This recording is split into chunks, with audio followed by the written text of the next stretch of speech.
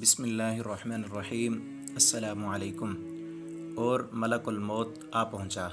ناظرین کرام، یہ جو واقعہ آپ کو سنایا جا رہا ہے بالکل سچا واقعہ ہے اور ایک عرب ملک میں پیش آیا تھا۔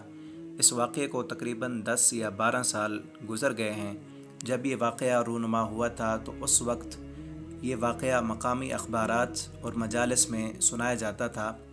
بعض اوقات انسان تکبر کے باعث جوانی کے نشے میں یا دولت اور اقتدار کے گھمنڈ میں بے حد غلط باتیں اپنے منہ سے نکال دیتا ہے اور اسے معلوم بھی نہیں ہوتا کہ عین ممکن ہے وہ وقت قبولیت دعا کا وقت ہو۔ اسی طرح کا یہ ایک واقعہ ہے۔ ایک نوجوان لڑکی ایک سپر مارکیٹ میں اپنے جسم کی نمائش کرتے ہوئے فتنہ انگیز انداز میں جا رہی تھی۔ اس کے اندر ایسی خود نمائی اور خود ستائی تھی جیسے دنیا اسی کی وجہ سے پیدا کی گئی ہو۔ وہاں سے ایک نیک اور صالح نوجوان کا گزر ہوا۔ اس نے از راہ ہمدردی اس لڑکی سے کہا کہ میری بہن، اپنی اس روش سے باز آ جاؤ۔ اگر اسی حالت میں ملک الموت تمہارے پاس آ پہنچا تو تم اللہ کو کیا جواب دو گی؟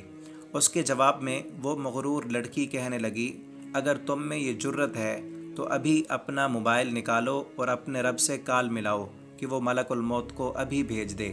وہ نوجوان کہتا ہے کہ اس نے ایسی ہولناک بات کہی تھی کہ مجھے ڈر ہوا کہیں اس بازار کو ہی ہم پر الٹا نہ دیا جائے۔ میں اس ڈر کی وجہ سے جلدی جلدی وہاں سے باہر نکلا۔ جب میں بازار کے کنارے پر پہنچا تو میں نے اپنے پیچھے چیخ و پکار اور آہ و بکا کی آوازیں سنی۔ میں نے واپس مڑ کر دیکھا کہ ایک جگہ لوگ اکٹھے ہیں اور یہ وہی جگہ تھی جہاں میری اس لڑکی سے بات ہوئی تھی۔ میں وہ منظر دیکھ کر ٹھٹک گیا اور میرے رونگٹے کھڑے ہو گئے کہ وہ لڑکی ٹھیک اسی جگہ پر مردہ حالت میں پڑی تھی جہاں اس نے ملک الموت کو بلانے کا چیلنج کیا تھا اور ملک الموت نے اسے وہیں پر ہی پکڑ لیا تھا۔ میں تو اس چیلنج کے فوراً بعد وہاں سے نکل گیا، لیکن لڑکی اسی وقت منہ کے بل گری اور اس نے دم توڑ دیا۔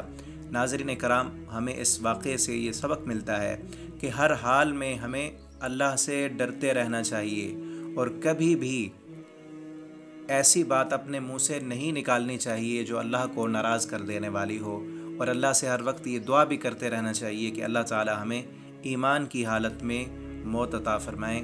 والسلام علیکم ورحمۃ اللہ وبرکاتہ۔